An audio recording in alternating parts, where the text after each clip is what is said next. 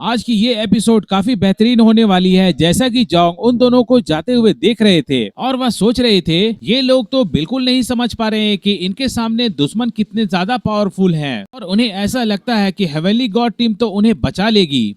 इसीलिए ये लोग बिना डरे बेफिक्री के साथ घूम रही है और सच में ये लोग कितने मूर्ख हैं। दूसरा, एक्लिप्स के टीम मेंबर्स हमारे पास क्यों नहीं आ रहे हैं, ये भी तो एक मिस्ट्री बन चुका है। और वैसे भी हर कोई तो तियानाई सिटी के लेवल का फाइट तो नहीं देखा होगा और चेन साओ और पेंगली वे लोग समझते होंगे कि डेल्टा लेवल के एबिलिटी यूजर के हिसाब से वे लोग काफी स्ट्रॉन्ग है, लेकिन उन्हें समझना चाहिए कि सेम लेवल पर भी बड़े डिफरेंस होते हैं। और वैसे भी डेल्टा लेवल के top tier mutants ordinary delta level के म्यूटेंट्स को आसानी के साथ हरा सकते हैं और ये लोग गॉड टीम पे कुछ ज्यादा भरोसा कर चुके हैं और अपनी जान का रिस्क ले रहे हैं। लेकिन मुझे क्या, अगर वे लोग मरते भी हैं तो ब्लेम तो मेरे ऊपर नहीं आने वाला। जोंग फिर से दुश्मनों का इंतजार कर रहे थे और पोजीशन ले लेते हैं। वह सोच रहे थे जब हेवनली गॉड टीम को लीड करनी है, जब वे सभी दुश्मनों का इंतजार कर सकते हैं तो फिर मैं क्यों नहीं कर सकता। और वैसे भी जरूरत पड़ने पे सपोर्ट के मामले में सबसे ज्यादा इफेक्टिव तो मैं हो सकता हूँ, ना कि गॉड टीम। इसीलिए जोंग ने भी सोचा मैं दुश्मनों का इंतजार करूंगा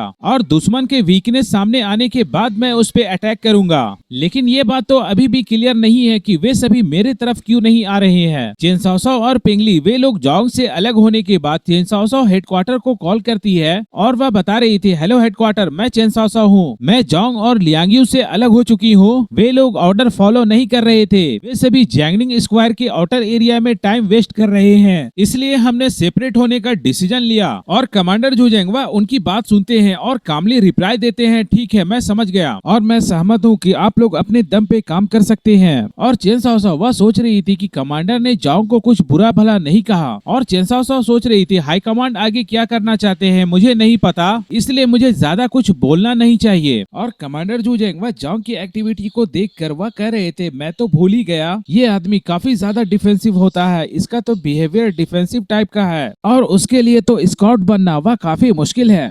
और वैसे भी जंग के दौरान राजा का हर हुक्म मानना जरूरी नहीं होता। और वैसे भी आउटर सिटी के जितने भी म्यूटेंट्स हैं वे सभी ब्लेजेड सिटी की बात तो मानते हैं, लेकिन उसका ये मतलब नहीं है कि वे सभी हर एक ऑर्डर को ब्लाइंडली फॉलो करेंगे। और वैसे भी अभी की सिचुएशन में उसके टीम को फॉग के अंदर में भेजना और एक्लिप्स के टीम मेंबर्स का पता लगाने के लिए कहना, ये तो बिल्कुल वैसा है जैसे उसे मौत के मुंह में ढकेला जा रहा हो। इसीलिए जोंग ने कमांडर जुजेंग के साथ वर्ड का एक गेम खेला। वह थोड़ी दूर आगे बढ़ने के बाद फिर रुक गया और इस तरह से कमांडर जुजेंग का ऑर्डर्स को भी तो फॉलो कर लिया गया। और वैसे भी ऐसा करने से ऑपरेशन में कुछ फर्क नहीं पड़ेगा, क्योंकि आउटर सिटी के जितने भी लोग हैं उन सभी का काम तो सिर्फ बेड बनने का है, उन सभी को सिर्फ चारे के तौर पे इस्तेमाल किया जाने वाला है। और कमांडर जुजेंग इस वक्त दोनों बैटलफील्ड की ओर देख रहे थे, वहाँ पे फुल इंटेंसिटी के साथ फाइट हो रही थी और वुशिफांग की टीम के एक मेंबर जिया हेटिंग वह तो काफी ज्यादा इंजर्ड हो चुका है, वह गोंग्याजिन के अटैक से अंडरग्राउंड ही दब गया है। और वेस्टर्न बैटलफील्ड का सीन दिखाया जाता है जहाँ पे वुशिफांग की टीम फाइट कर रही थी। मोजोंगनिंग वह कह रहा था उसे रोको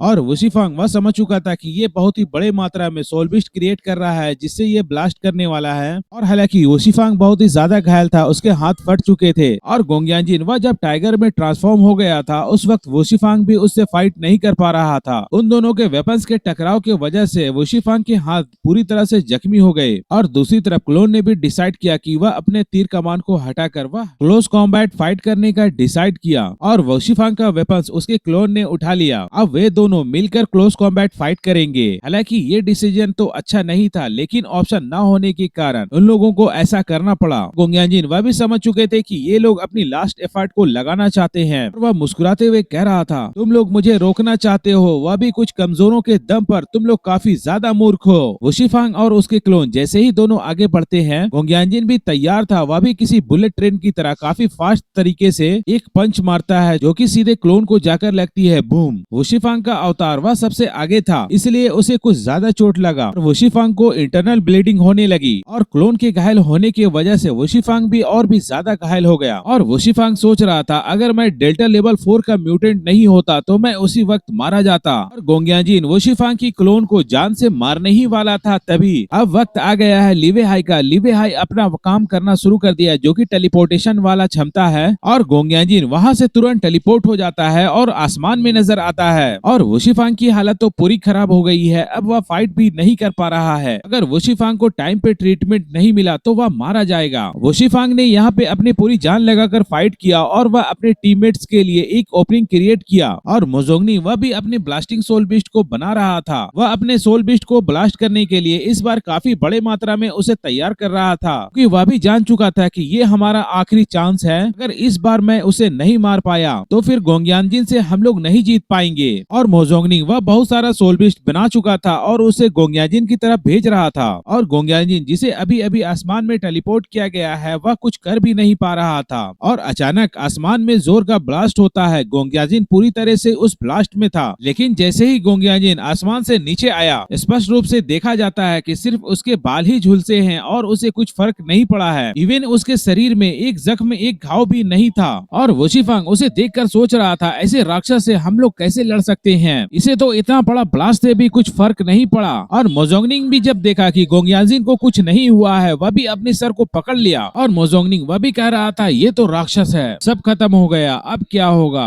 और गोंगयांजिन वह कह रहा था आप लोगों का सहयोग वह काफी अच्छा है लेकिन इससे कोई फर्क नहीं पड़ने वाला है, आप लोग थोड़ा कमजोर हैं और बैटल स्ट्रेटेजी तो काफी अच्छी है लेकिन पावर्स की कमी है। और तभी वह जोर से दहाड़ता है और कहता है अब मजा खत्म हो गया है, अब तुम सभी को अपने रास्ते से हटाने का वक्त आ गया है। ये कहते हुए वह मोजोंगनिंग का चैप्टर क्लोज करने के लिए आगे बढ़ता है। उसके हमले में गड़गड़ाहट की शक्ति थी जैसे हवा में विस्फोट हो रहा हो और वह उसे अटैक करके मारने ही वाला था। तभी उसके हाथों से कुछ आकर टकराता है। वह समझ जाता है कि अभी भी यहाँ पे लोग हैं। वह सोच रहा था धिक्कार है ऐसे लोगों पे, वे लोग अभी क्यों आए हैं, उन्हें थोड़ा और लेट से आना था। और जैसे ही किसी मिट्योर की तरह कुछ चीज आकर के गोंगयांजिन पे टकराता है, गोंगयांजिन 10 कदम पीछे चला जाता है। उसका बैलेंस हिल गया था लेकिन वह उस अटैक को एब्जॉर्ब कर लिया था और जो मिट्योर की तरह अटैक आया था उस ऑब्जेक्ट को दिखाया जाता है जो कि शिप की एंकर थी जो कि चेन से बंधी हुई थी। और इस तरह के सरप्राइज अटैक को देखने के बाद मोजोंगनिंग और वोशिफांग के दिल में एक उम्मीद सी जगी। वे लोग सोच रहे थे गॉड टीम अब हम लोगों की सपोर्ट के लिए आ रही है। और वोशिफांग की टीम 4 लोग मिलकर भी एक गोंगयांजिन को नहीं मार पाए और अटैक करने वाला सिल्वर कॉम्बैट सूट पहने हुआ एक व्यक्ति था और 3 लोग फॉग को चीरते हुए सामने आ रहे थे। और बाई चुनियो कह रहे थे आप लोग यहाँ से चले जाएं, अब यहाँ से आगे का काम हम लोग संभाल लेंगे। और हेवनली गॉड टीम का मेंबर बाई चुनियो वह काफी कॉन्फिडेंस में नजर आ रहा था और जिसकी पावर लेवल गॉड टीम में डेंसेंटोंग के बाद दूसरे नंबर पे आती है जो कि इस वक्त गॉड टीम का वॉइस कैप्टन है। और गोंगयांजिन इन लोगों को काफी गुस्से के साथ देख रहा था जो कि 3 लोग अभी अभी आए हैं और अब उसकी सारी अटेंशन अब इन तीनों पे थी। और पीछे में तो एक्लिप्स के 2 टीम मेंबर अभी भी बैकअप के तौर पे हैं जो कि वे लोग भी अब इन तीनों के आने की वजह से काफी ज्यादा सीरियस हो गए थे। और आज की एपिसोड तो यहीं तक थी। आप भाइयों से गुजारिश है अगर वीडियो पसंद आए तो कृपया लाइक और कमेंट कर दिया करें।